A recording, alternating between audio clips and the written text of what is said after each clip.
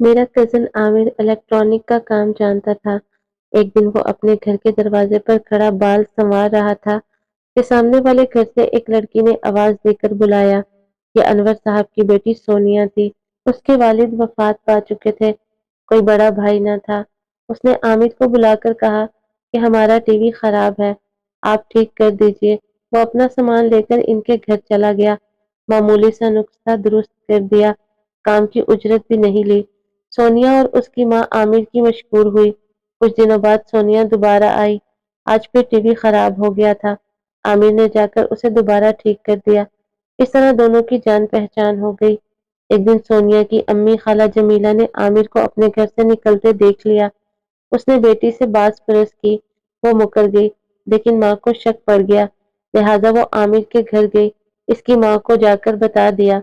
ماں نے عامر کو سمجھایا، لیکن اس نے ایک کان سے سنا اور دوسرے کان سے نکال دیا کہ جوانی دیوانی کہی جاتی ہے۔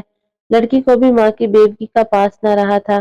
جب عامر کہتا آؤ گھومنے چلے، وہ اس کے ساتھ چلی جاتی اور دونوں شہر سے دور پارکوں میں گھومتے پھرتے تھے۔ یہ ایک دن کا معاملہ نہ تھا، روز کی بات تھی۔ عامر روز ہی دکان سے غائب ہو جاتا تھا۔ ایک دن چچا اصغر نے اس کو بازار میں گھومتے دیکھ لیا تو آ کر چچا آصف کو بتا دیا۔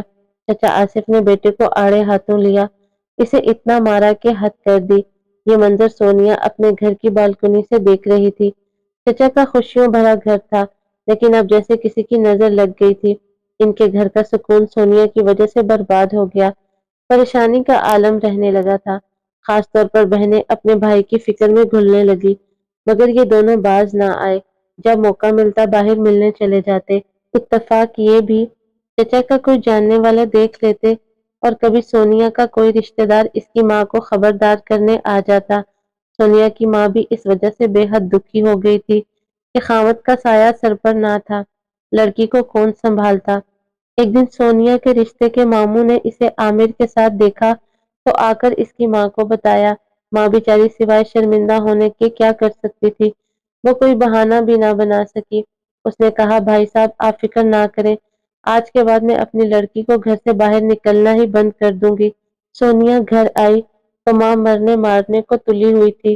پہلے تو اس نے لکڑی اٹھائی اور لڑکی کو دھو کر رکھ دیا۔ جب وہ رونے سے سکنے لگی تو ماں بھی رونے لگی اور جھولی پھیلا کر فریاد کرنا ہوئی کہ اے بیٹی خدا کے لیے میری بیوگی کی لاج رکھ لے اور میری عزت کا خیال کر، جو عزت کو سرے بازار نیلام نہ کر۔ میں تمہارے آگے ہاتھ جوڑتی ہوں اور تمہیں تمہارے مرے ہوئے باپ کا واسطہ دیتی ہوں، مجھے جینے دو، ورنہ ہم بدنامی کے اندھے کنویں میں گر جائیں گے، لوگ ہمیں یہاں رہنے نہ دیں گے۔ جب ماں رو کر بیٹی کے آگے آہذاری کر رہی تھی، نہ عاقبت اندیش بیٹی آنکھیں بند کر کے عامر کے ساتھ مستقبل کے سنہرے سپنے دیکھ رہی تھی۔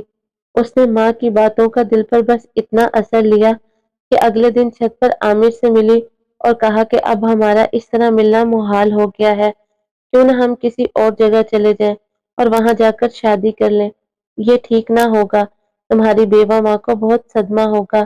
سونیا ہم ایسا کوئی قدم نہ اٹھائیں گے، تم صبر کرو، انشاءاللہ میں ایک دن تم کو بیاہ کر لے جاؤں گا۔ اس دن صبح 4 بجے جب چچا آصف نماز کے لیے اٹھے، انہوں نے دیکھا کہ عامر گھر میں نہیں ہے، تب وہ اس کے لیے دروازے پر کھڑے ہو گئے کہ دیکھوں کدھر سے آتا ہے۔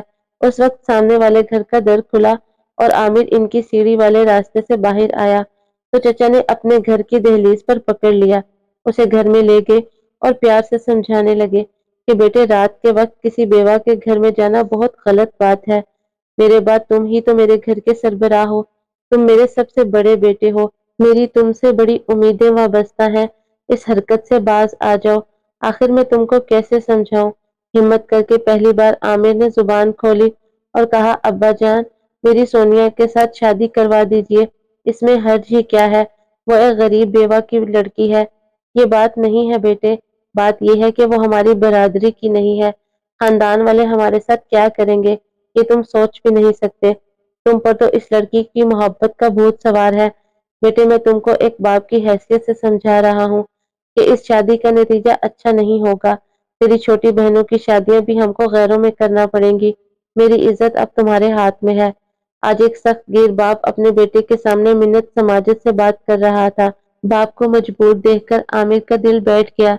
بجھی ہوئی آواز میں کہا، اچھا ابا جان، اگر آپ کی اتنی ہی مجبوریاں ہیں تو میں آپ کو مجبور نہیں دیکھ سکتا۔ ایک بیٹے کا بھی اپنے باپ کے لیے کوئی فرض بنتا ہے۔ یہ بات دل پر پتھر رکھ کر اس نے اپنے باپ سے کہی تھی۔ بیٹے کی سعادت مندی پر باپ خوش ہو گیا۔ کچھ دنوں تک دونوں نے بہت صبر و ضبط سے کام لیا۔ سونیا چھت سے عامر کے صحن کو دیکھتی تھی اور عامر اسے دیکھ کر نظریں نیچی کر لیتا تھا۔ دونوں کے دلوں میں ایک طوفان بند تھا جو تباہی کی علامت تھا۔ انہی دنوں عامر کے والد نے اس کے لیے لڑکی تلاش کر لی جو ان کے اپنے خاندان سے تھی۔ گھر والے سمجھ رہے تھے کہ وہ منگنی کر کے سب کچھ بھول جائے گا، مگر ایسا نہیں تھا۔ عامر نے سوچا، اس شور سے نمٹنے کے لیے کیوں نہ منگنی کر لوں۔ ان کی پریشانی تو ختم ہو جائے گی، باقی بات میں دیکھی جائے گی۔ عامر کی منگنی دھوم دھام سے ہو گئی۔ جب سونیا کو پتا چلا تو اس نے ماچس کی تیلیوں سے اپنے بازو اور ہاتھوں کو جلایا اور رات بھر سے سکتی رہی۔ جب عامر کو پتا چلا کہ سونیا نے خود کو جلایا ہے تو وہ اس سے ملا اور یقین دلایا کہ یہ منگنی عارضی ہے۔ میں نے اپنے گھر والوں کو خوش کرنے کے لیے ایسا کیا ہے تاکہ گھر میں پریشانی ختم ہو۔ میں بعد میں منگنی توڑ دوں گا اور شادی تم ہی سے کروں گا۔ عامر کے یقین دلانے پر سونیا کی پریشانی کچھ کم ہوئی۔ سونیا کی ماں نے انہیں ملاقات کرتے ہوئے دیکھا تو اس نے بھی دل میں ٹھان لی کہ اب سونیا کو اس کے گھر کا کرنا ہے۔ وہ اس مشن پر نواب شاہ چلی گئی جہاں اس کی بہن کا گھر تھا اور اس کا بیٹا کبھی کبھی آتا تھا۔ اسے بھی سونیا پسند تھی۔ وہ بہن سے منگنی کی تاریخ لے آئی اور سونیا کو بتایا۔ وہ رونے لگی، کہا، امی جان، جب آپ جانتی ہیں کہ میں عامر سے شادی کرنا چاہتی ہوں تو آپ میری منگنی کی تاریخ کیوں طے کر آئی ہیں؟ میں بھی آپ کے بھانجے سے شادی نہ کروں گی۔ پگلی، جب عامر نے منگنی کر لی ہے تو کس آس پر بیٹھی ہے؟ وہ لوگ ہمیں کمتر جانتے ہیں۔ آصف صاحب کبھی اپنے بیٹے کا رشتہ تم سے نہ کریں گے۔ ان خیالات سے اپنا دل و دماغ صاف کر لے۔ اپنی زندگی اور میری مجبوریوں کے بارے میں سوچ کہ ہم نے بھی جینا ہے۔ یوں ماں نے کہہ سن کر اسے قائل کر لیا۔ ان دنوں سونیا کے گھر کے مالی حالات بہت خراب تھے۔ ایک بہن شادی شدہ تھی، گھر میں بیوہ ماں سلائی کرتی اور دوسرا کوئی کمانے والا موجود نہ تھا۔ اس کے باوجود سونیا نے عامر کو کبھی اپنے مالی مشکلات نہ بتائی۔ ایک بار عامر نے خود کچھ رقم دینی چاہی کیونکہ وہ ان کے حالات جانتا تھا، لیکن سونیا نے لینے سے انکار کر دیا۔ بولی، مجھے پیسوں کا لالچ نہیں، تم مجھے مالی امداد دے کر مجھے میری نظروں سے نہ گراؤ۔ غرض بہت اصرار پر بھی اس نے رقم نہ لی۔ جب گھر کے مالی حالات بہت خراب ہو گئے تو مجبوراً اس نے ایک گارمنٹ فیکٹری میں ملازمت کر لی۔ عامر کو پتا چلا تو وہ فیکٹری گیا اور کہا کہ تم نے یہاں کیوں ملازمت کی ہے جبکہ میں ہوں تمہارے ساتھ؟ جو ضرورت ہے مجھ سے کہو، میں پوری کر دوں گا۔ یہ بہت نامناسب بات ہے عامر، تم نے میرے گھر والوں کا ٹھیکہ تو نہیں لیا؟ جب لوگوں کو پتا چلے گا کہ ہمارے گھر کا خرچہ تم چلاتے ہو تو ہم کتنے رسوا اور بدنام ہو جائیں گے، لوگ ہمیں جینے نہیں دیں گے۔ سونیا غریب ضرور تھی مگر بہت خوددار تھی۔ فیکٹری میں ملازمت کرنے کا یہ فائدہ ہوا کہ اب عامر اسے وہاں جا کر مل لیتا تھا اور روز چھٹی کے وقت اسے اپنے ساتھ لے آتا تھا۔ ایک روز سونیا کی ماں نواب شاہ گئی ہوئی تھی۔ رات کے وقت سونیا نے اسے بلایا۔ ماں جاتے ہوئے اپنی شادی شدہ بیٹی عرفانہ کو سونیا کے پاس رہنے کا کہہ گئی تھی۔ رات کے 2 بجے اتفاقاً عرفانہ کی آنکھ کھلی تو اس نے عامر کو چھت پر سونیا کے ساتھ باتیں کرتے پایا۔ اسے عرفانہ نے گھر سے نکل جانے کو کہا۔ جاتے ہوئے عامر نے سونیا کو قسم دی کہ تمہاری باجی تم پر غصہ کرے اور جو بھی غصے میں کہے تم جواب نہیں دینا بلکہ چپ رہنا، کیونکہ تم لوگوں کی آواز اونچی ہوئی تو ہمارے گھر تک باتیں سنائی دیں گی۔ والد صاحب کی آنکھ کھل جائے گی، وہ اٹھ کے تو وہ کچھ ہو جائے گا جو ابھی تک نہیں ہوا۔ ابھی عامر سیڑھیوں سے نیچے اتر رہا تھا کہ دونوں بہنوں میں زبردست لڑائی ہوگی۔ عرفانہ نے عامر کو بددعائیں دی تو سونیا اس سے لڑ پڑی۔ کیونکہ دونوں اپنی چھت پر لڑ رہی تھی اس لیے ان کی آوازیں صحن اور گلی میں تو کیا، آس پڑوس کے گھروں میں بھی یہ شور شرابہ سنائی دے رہا تھا۔ جب لوگوں نے خالہ جمیلہ کے گھر سے شور کی آواز سنی تو سارا محلہ جاگ اٹھا۔ اسی وقت عامر گھر میں داخل ہوا۔ اس کے والد بھی جاگ گئے تھے۔ کہا، عامر، آج تم نے مجھے کہیں کا نہیں چھوڑا۔ محلے والوں نے آدھی رات کو خالہ جمیلہ کا دروازہ بجایا اور پوچھا، بہن جی کیا بات ہے؟ تبھی عرفانہ آگے بڑھی اور محلے داروں سے کہا، کہ وہ جو سامنے آصف صاحب رہتے ہیں، ان کا لڑکا عامر ہمارے گھر کودا تو ہم ڈر گئے۔ امی بھی نواب شاہ گئی ہوئی ہیں، اس لیے ہم نے شور مچایا ہے۔ اسی وقت سونیا چپ کھڑی رہی۔ لوگ چچا آصف کی طرف آئے۔ صبح تک ایسے ہی شور و غل رہا اور دیر تک یہ معاملہ چلتا رہا۔ سونیا کے دل میں اس الزام پر اپنی بہن کے خلاف غصہ بھرا ہوا تھا۔ وہ صبح سویرے بہن کے سسرال چلی گئی اور اپنے بہنوئی سے کہا، دلہا بھائی رات باجی سے ملنے کوئی شخص آیا تھا، میں نے اسے صرف جاتے ہوئے دیکھا تھا، شکل نہیں دیکھ سکی۔ جب میں نے عرفانہ باجی سے پوچھا کہ کون آیا تھا تو انہوں نے مجھے برا بھلا کہا۔ میں آپ کو بتانے آئی ہوں کہ اپنی بیوی کا دھیان رکھیں۔ یہ کہہ کر وہ گھر آ گئی۔ سونیا بدلے کی آگ میں اندھی ہو کر اپنی بہن کا گھر اجاڑنے کے در پہ ہوئی۔ کون سا شوہر اپنی بیوی کے بارے میں ایسی باتیں برداشت کر سکتا ہے؟ دلہا بھائی صاحب تو غصے میں آپے سے باہر ہو گئے اور اسی وقت عرفانہ سے باز پریس کو پہنچ گئے۔ آتے ہی بیوی کے بال پکڑ لیے اور کہا، بتا کون آیا تھا آدھی رات کو تجھ سے ملنے؟